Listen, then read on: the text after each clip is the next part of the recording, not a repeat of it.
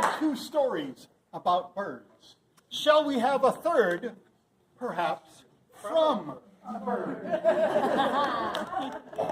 seems as Master Peregrine and I are both experts on how a bird can get a man into trouble. But how to get him out again is a completely different story. And of course, a pious man knows the importance of virtue and generosity. But a fool knows the importance of a quick wit and a healthy heaping of luck. Corrado Gianfigliazzi, a noble citizen of our city, liberal and magnificent and leading a knightly life, was known to take delight in his hawks and hounds, having one day with a falcon of his brought down a crane, and finding it good and fat, he sent it to a good cook he had, a Venetian named Kikibio, bidding him to roast it for supper and bid it well. Kikibio, who looked the new-caught gull he was, trussed the crane and setting it to the fire, proceeded to cook it diligently. And when it was all but done and let out a delicious and savory smell, it chanced that a girl of the neighborhood, Brunetta by name, was passing by, and of whom Kikibio was sore enamored, and entered the kitchen. She stopped, and smelled the crane, and upon seeing it, instantly begged him to give her a thigh thereof. My Kikibio, Kikibio, what have you roasting on the fire? My Brunetta, darling, off you go. This is for my lord as he retires.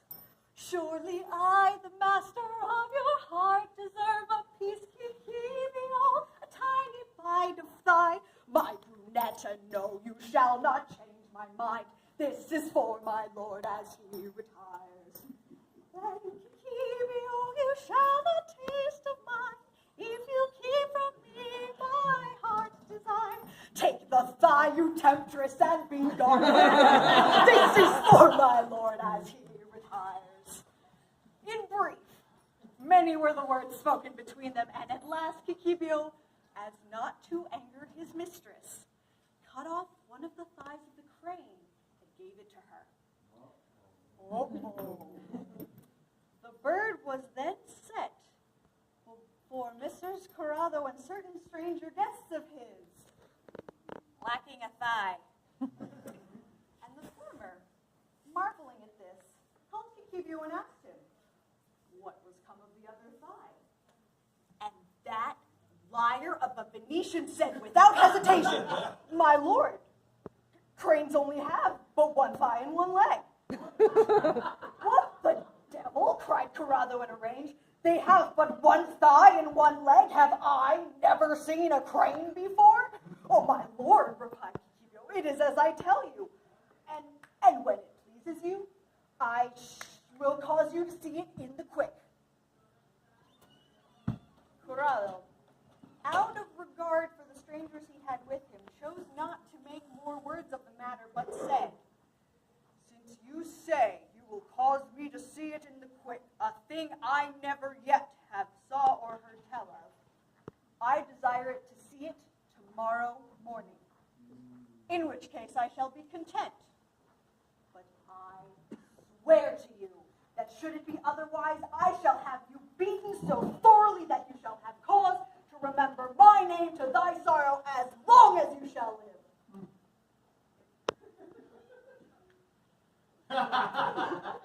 There was an end of talk for that night.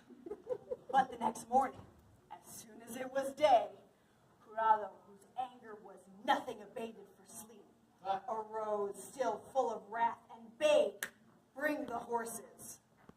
Then, mounting Kikibio on a rouncy, he carried him off towards the watercourse, on whose banks cranes were still to be seen at the break of day, saying, we shall see who lied yestereve, you or me.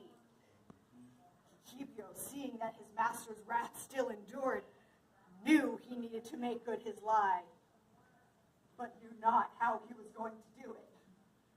And so, he rode after Kikibio, He rode after Corrado in the greatest fright of his life and wished with all of his heart that he could turn tail and flee.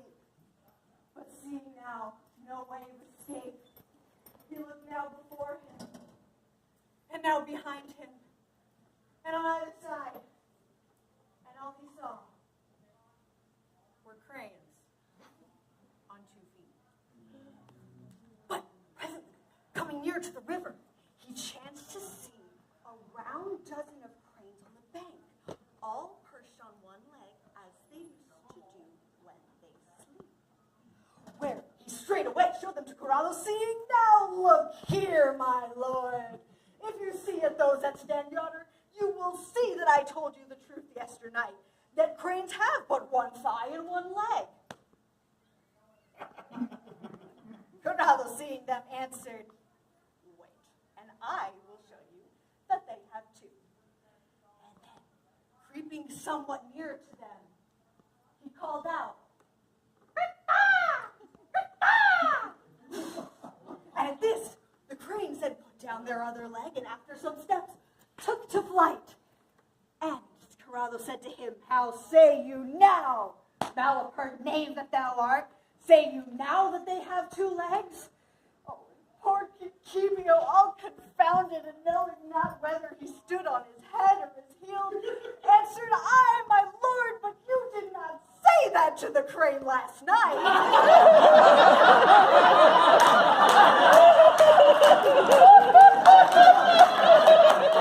If you had cried thus, then the crane would have put down its other thigh and leg as did those.